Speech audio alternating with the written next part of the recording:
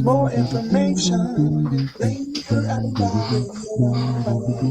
There is no secret why Downbeat Magazine calls this Seattle's most important annual jazz event. The 33rd Annual Earshot Jazz Festival hits Seattle stages October with one-of-a-kind live jazz performances and video live streams all the way through November 7th. This year's Earshot Jazz Festival features established masters like Diane Reed, Chuco Valdez, Dee Daniels, and red-hot young stars like Theo Croker, Emmanuel Wilkins, and Samara George, celebrating both Seattle's history and its future in the world of jazz.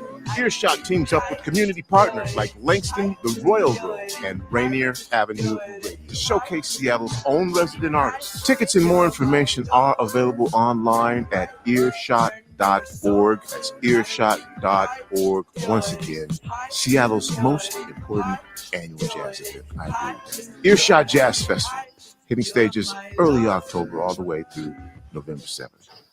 Call for more information. You're listening to Rainier Avenue Radio.world. I'm Granville Emerson along with my partner, Ronald Pepe Bean, and we host the show Little Line Sports right here on Rainier Avenue Radio.world, where we talk about football, basketball, local sports, national sports, Seahawks, UW, Seattle U Redhawks, Garfield Bulldogs, all that and more right here on Little Line Sports on Rainier Avenue Radio.world.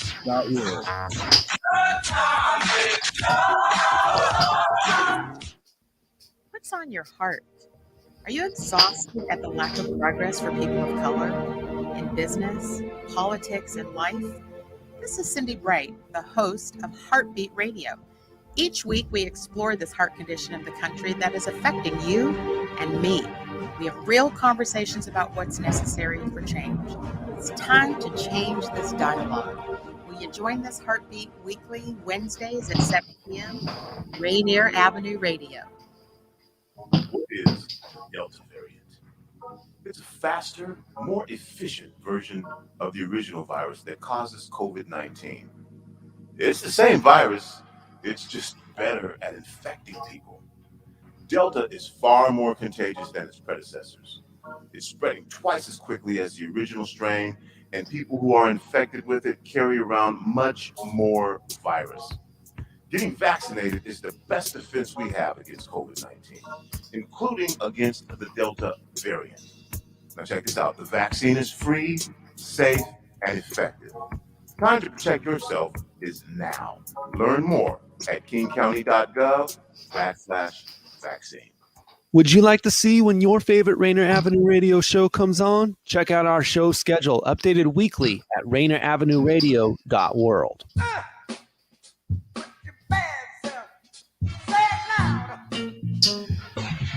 Yes, say it loud one more time.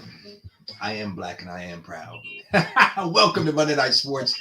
I'm Dupe, and we will spend the next 27 minutes or so, whatever it is, kind of recapping the Seahawks game and tell you what to look for coming up here on Rainier Avenue Radio, including a big Friday night of prep football at Memorial Stadium, a doubleheader, mind you. And actually, you know what, Dan, do we have the graphic for that? But if not, just letting people know. So at 5 o'clock, you can tune in right here to Rainier Avenue Radio, and we will bring you number 18 Rainier Beach, 1-1 on the season against Ballard, who is 2-2. And that game will be right here on Rainier Avenue Radio live at 5 o'clock, followed by the up-and-coming, now rising, number 14 Garfield Bulldogs at 4-0, a big 35-17 winner over Ballard this past week on Friday. And they will take on number 3 Eastside Catholic. And Eastside Catholic, those are the top two teams right now, in the what is considered it is the best. I guess you want to call them leagues. I always say division league, whatever the case may be. But you have in the Metro League, you have the Mountain, Sound, and Valley. And Mountain is the top teams, and Mountain Eastside Catholic is there at the top at 1-0. Garfield 1-0 in league play. Eastside Catholic 2-0 overall. Garfield 4-0. And that is coming up this Friday. Eastside Catholic, a winner this past Friday night over Seattle Prep by a score of 35-13. So that is what's coming up this weekend. And, we'll bring that to you right here on Rainier Avenue Radio. Also, make sure to stay tuned Thursday night, 7, 8 o'clock, Metro Sports Weekly. And there with Moz and Pat McCarthy, you will hear who we have selected as the player of the week, the prep player athlete of the week, or student athlete of the week, I should say. And keep in mind, that's based on the games that we cover. And so that will be, right here on Rainier Avenue Radio on Thursday. And a big thanks to Emerald City Fish and Chips as a sponsor, because the winner of that, there you see the graphic there. Daniel is on it. Daniel's the man. Daniel B. Anyway, that will be on Thursday, and we appreciate them sponsoring, the athlete or player. Actually, I want to say student athlete of the week. And they will get a $20 gift certificate. Last week, it was Jacoby Cochran Jr. of Garfield, who played another great game this week against Ballard. But, obviously, we've got to allow that award to, kind of go around to others. We can't just, have one person nominated, although he is high on my list this week as well. Anyway, you can hear that live Thursday. And then make sure to keep it tuned right here to Rainier Avenue Radio, because immediately following this show is Lid Line Sports. You heard the promo before the show started, and that is with Granville Emerson and Renault Peppy Bean. And they will bring you their analysis of football, basketball, and you name it. And also, I want to do, before we get into the Seahawks, Lid Line. Okay, that's pretty nice. Little graphic there. Okay, we got to get a better graphic for Monday Night Sports. When Edwin gets back in town, we got to do a little photo shoot and get something that we can use for ours. That'd be cool. Anyway, we will try. Now we're trying to work out the details, and I apologize. So as I told you, I haven't given away all of the. I've let the cat out of the bag because I want Edwin to share with you. Edwin's down in South Carolina. He'll be going back and forth to a certain degree. He's having a lot of trouble getting connected. And so what we are likely going to do is if we can't get his audio and his video, we'll just do a call-in so I can get his analysis of the game. I'm going to give you my analysis in a moment here of the Seahawks loss against the Vikings. And, if you remember last week, I said you cannot, even though it's coming in, the Vikings were 0-2. I said you can't take this team lightly. They got a lot of weapons. And they were without one of those weapons, and still, bottom line is, and we'll talk more about this, is that they basically just, their offense shredded the Seahawks defense. And it was the Seahawks have to get better, and we'll talk a little bit about that. I want to get Edwin's analysis on that as well. So anyway, with that, if you just tuned in, I'm Dupe. Edwin will be joining us in a moment, and you're listening to Monday Night Sports. And let's get into it. And I want to kind of give you a little bit of my, analysis, if you will, and a couple of things notes that I made early on as I looked at number one, the offense. Early on, the first half they played great. Second half they were missing, and I'll talk about why I think that is and what they have to do to change that. They had good balance. Good job of mixing in the run and the pass. That first drive that they scored, it was 9 plays, 75 yards, and they had 4 runs, 5 passes. 3 of those passes went to DK Metcalf, and they went 9 plays, 75 yards. That is the type of drive that the Seahawks have to be able to do consistently, and they haven't been able to do on a consistent basis yet. I do have faith, and I think they can do that.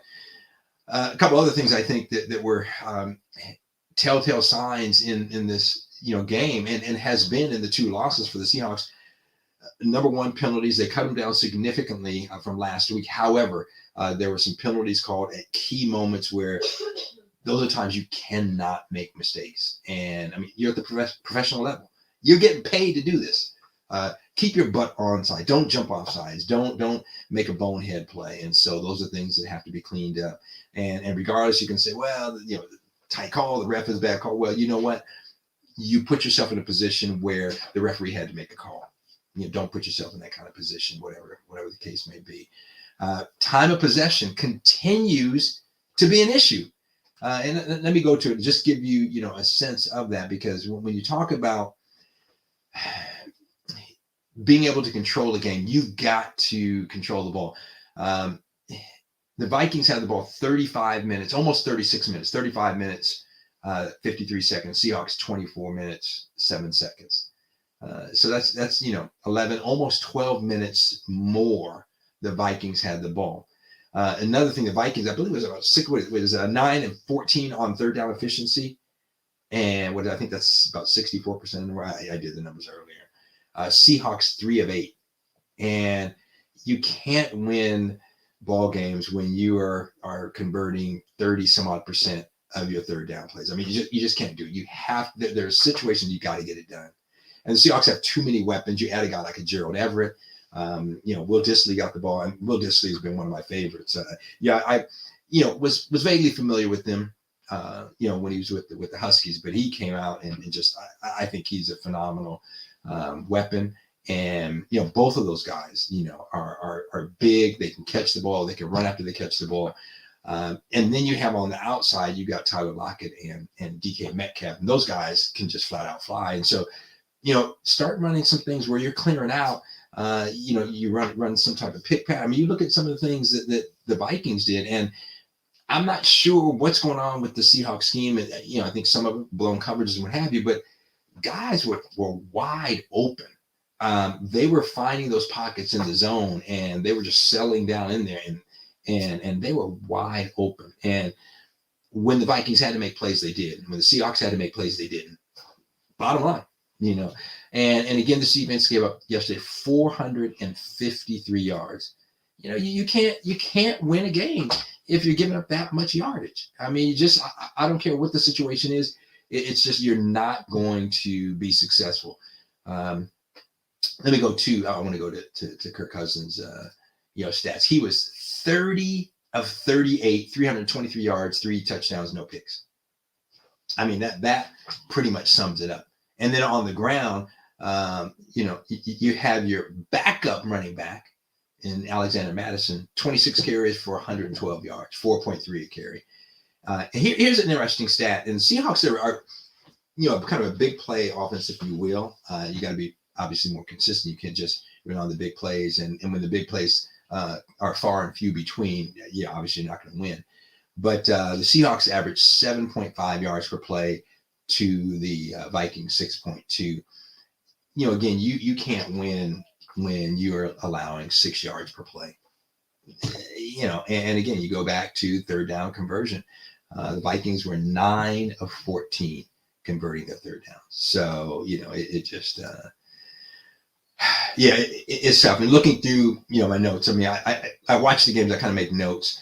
And one of the things I said in the notes I made throughout the game here, Vikings are shredding the Seahawks defense. I mean, those are notes I made myself. And the first half again was so well balanced. Chris Carson, you got it. You got to love that guy. And the Seahawks have to stay with that game plan. So, I don't think it's so much an identity or trying to please Russell to pass the ball more, or you got Shane Waldron in now and it's going to be a pass first offense. You have to be balanced, in this league to a certain degree. And, the run will open up, certain things. And I don't think it works as well the other way around. The pass doesn't open up the run. It just doesn't. But the run certainly opens up the pass. And, you got a guy like a Chris Carson who is more than able. Chris Carson gets positive yards. He makes the right cuts. He gets it done. He gets it done. You give him some room and he's going to get it done. And I just think that, the first half, again, like I said, the play calling from running to pass was very balanced.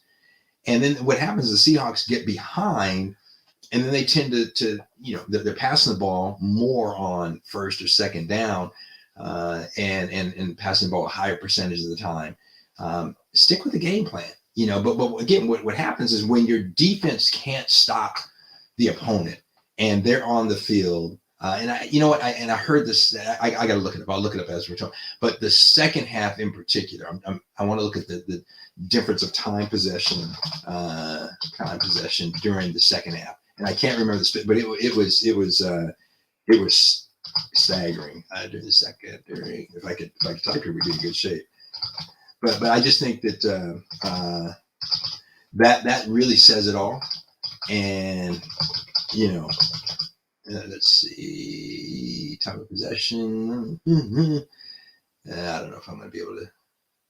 If someone has that, get that for me. That's good. But it was a real big number. I mean, something like 20 minutes that the Vikings had the ball, or something like that. 24 minutes, I think it was, maybe 24 minutes to Seahawks 7-8 minutes in the second half. You cannot win, football games like that. So, I mean, that's just, the bottom line. Yeah. Am I, we got Edwin on the phone. Hey, big guy, you there? Yes. Oh, I'm on the phone. Man, I've been rambling here. Man, how long you been on the phone just listening to me? I was listening to you talk, man. You sound very well educated. Well, I think back to you often say, if you ain't played the game, you ain't got nothing to say to me. Okay. Well, we both played the game. I have not played the game at your level. So it's good to have you here. Finally, our inaugural show together in the 2021-2022 season. So welcome. How you doing, Ben? Well, I like to thank Daniel for his hard work. He's been patient in getting me in there. So he got me on.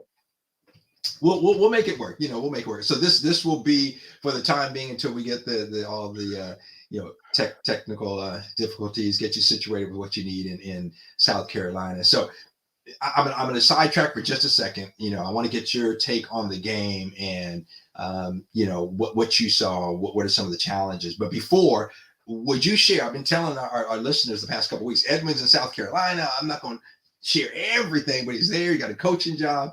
Can you tell our listeners a little bit about what you're doing and what's going on this year and what's to come in the future with where you're at? Okay, well, I have been officially named the head football coach for the Coastal Cobras. It's a 10-team junior college conference, and on all 10 of the teams are in South Carolina and in North Carolina, and we're up here getting things in order, getting the guys lined up, trying to figure out about how we're going to do these classes because of COVID.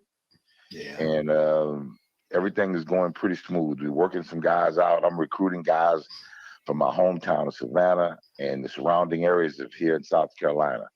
So it's keeping me pretty busy, keeping me up at night. Yeah. So this year is kind of a planning organization year. Then the plan is next year you would start playing. Is that right now the current plan? Yes. That's what the plan is. I'm working with Coach C. Tony High. That I've worked with him at Shaw University. I've worked with him at Savannah State. And I remember when he was coaching in the eastern part of Texas when I was scouting for the Patriots. So we've been working along each other for some time. And he thought it would be a great idea if I could bring my expertise to the college level. Yes, sir. So congratulations. That is a phenomenal move. I know you'll be going back and forth to a certain degree. And obviously, every Friday, sometimes Friday and Saturday nights, we have the games here. And there's some great talent here. And Edwin, I know one of your visions is to expose more and more of the kids in this area to the HBCUs and maybe some that. Hey, Rick, I cannot wait because a lot of those kids down there, the one thing I always tell them about the Seattle kids are going to graduate. Mm-hmm. They're academically, they're sound. And so I'm looking forward to coming back down there. I have a doctor's appointment that my wife is demanding that I come back to. So while I'm back there, I'm going to look at me some players, and I'm looking for punters, kickers. I'm looking for all the special teams guys right now. Offensive and defensive linemen, they're going to fall to you, and everybody else will fall to you. But that's why they call it special teams. You got to give it a special effort. Edwin, let me tell you something. Garfield's kicker, and while I'm drawing a blank, I was able to come back to me in a minute. I got the roster in my bag here. Garfield's kicker and John Yasutaki and I did the Ballard game this Friday, and we both said we've got to put him in the running for our player of the week. He every kickoff was either to the goal line or in the end zone. It just showed I'm trying to remember. He He had a couple of punts that were down and went, down in the within the. I'm looking at my notes here. In the red zone. I mean, he was a game changer and made all of his extra points. Just a phenomenal kicker. So that's a guy we'll get. Now I apologize, I'm drawing a blank on his name, but Garfield's kicker and Coach Reggie with Garfield. Yeah. Okay. Yeah, I know. The Reverend son that works there. Yeah. Reggie Witherspoon. He's Witherspoon. Yeah, Coach is doing a good job. That's the kid. Out of all the kids, all the big, pretty ones, and the fast ones, and the ones that throw the ball a block, I am looking for me a kicker and a punter. Yeah. Well, once you solidify that part of it, I think everything else will be pretty smooth. Well, and this kid handles the kicking and the punting for Garfield and does them both well. Oh, man. We're doing some recruiting on there. Welcome to Monday Night Sports. This is how we do it. Anyway, so big. Hey, Rick. Yeah.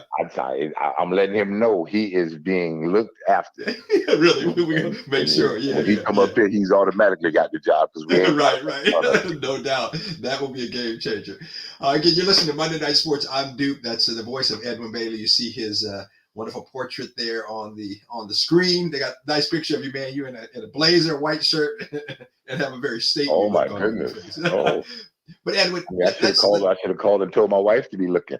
I think Tyler Ernest is on.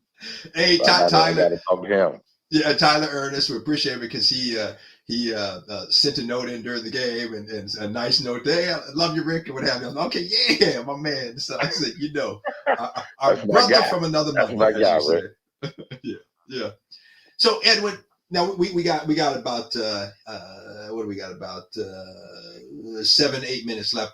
Give your take on what's going on with the Seahawks, because as I look at them offensively, and let's start there. I mean, what do you see? Because I see an offense that is very potent, an offense that could strike at any time, but they've been inconsistent. They start off hot, and then as the game shifts, they just kind of disappear. And I don't know if it's because they are maybe starting to play from behind. That's on the guys that's out there. And the one thing about it, from just being around them when I was back there, they got some solid leaders now. They got leaders on the offensive line. Their receivers are hard, work hard guys. The quarterback is the leader. And I basically look at it from an offensive standpoint, because I figure if we score every time we get the ball, we don't need no defense. Good point. But until that gets fixed, that consistency within the line, that consistency at running back, consistency at quarterback, until that gets fixed, it's going to always be these close games and losing them right at the end. And that sounds like what happened with Minnesota. Yeah. It's just, you have to, and I don't know. I mean, Edwin, I think one of the things, and I said this earlier before we got you on, and that is that I want to get your take on this. The Seahawks play well, like many teams play well, at the start when they are ahead. This team is not, you look at some teams, and some teams are not built to come from behind. I mean, teams that just don't throw the ball as well, what have you. Seahawks are not one of those teams. They can come from behind. However, what I'm seeing these last 2 weeks, the two losses, is that they get behind, and then they go to the passing game more than the running game, and they lose that balance. And that hurts him. I was looking for, and I'm going to try to find it, but I heard, and I think this is accurate, the second half. So the time of possession, Minnesota had the ball 35 plus minutes, almost 36. Seahawks had it 24. So there's about 11, 12 minute difference there. Bigger difference last week in the loss. But the second half, I believe the Vikings had the ball.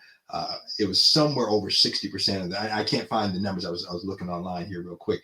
But the second half, they had the possession much more than the Seahawks. It wasn't balanced at all, and you get in that situation, you have fewer chances, and then you start to press. I'm wondering, from your experience, I mean, is that an accurate assessment? Do you kind of get in that situation, or do you start pressing? Because I'm looking at the total number of plays. Vikings had 73, Seahawks 52. So Seahawks had 21 fewer. They're not plays. sustaining any drives. That's yeah. And when you're not sustaining drives, you're pressing. Last year that quarterback took a beat now. Yeah. He took a lot of hits, and I have not looked at a game since early in the year, but he's still taking a lot of hits.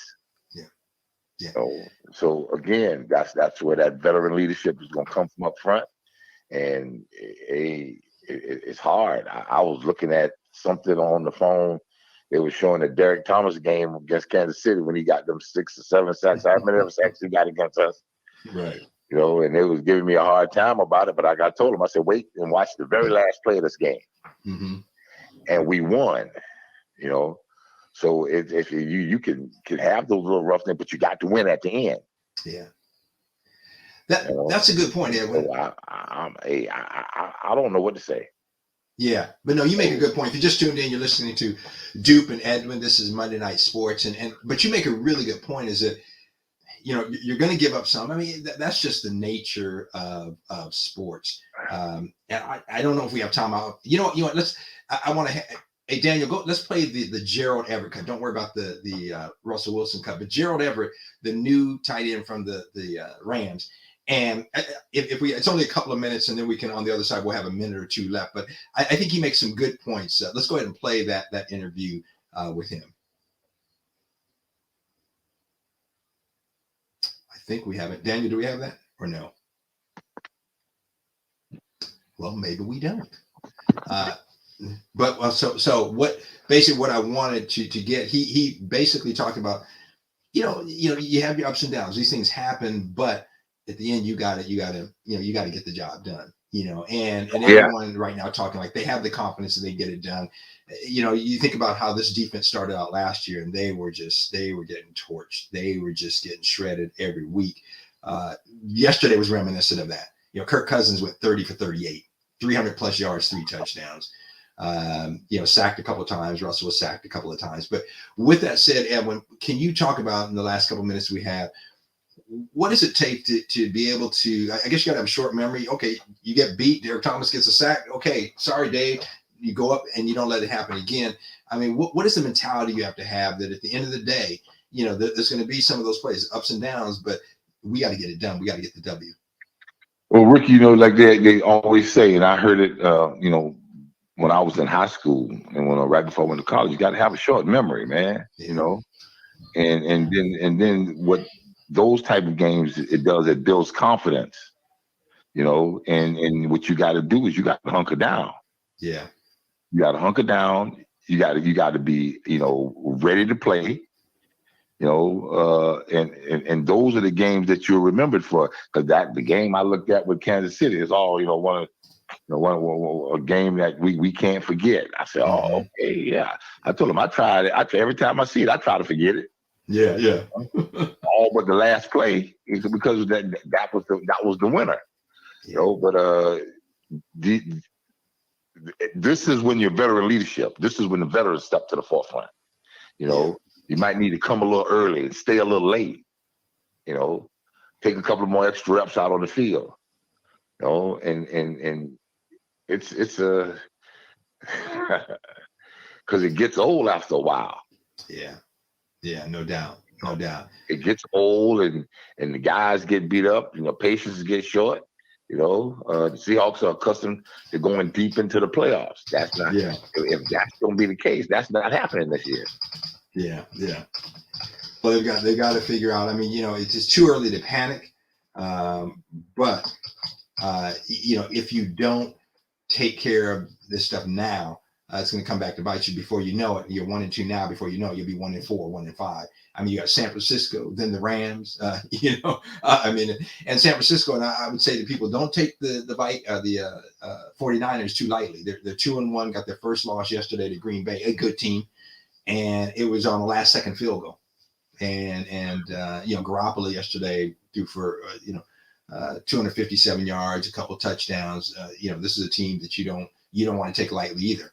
So it doesn't get any easier, as they say. Well, Rick, the thing of it is, the good teams are not going to allow you to go through this. Yeah. The The good teams are not going to. And I'm going to tell you something now. I looked at those Rams the other day. Oh, my goodness. Mm-hmm.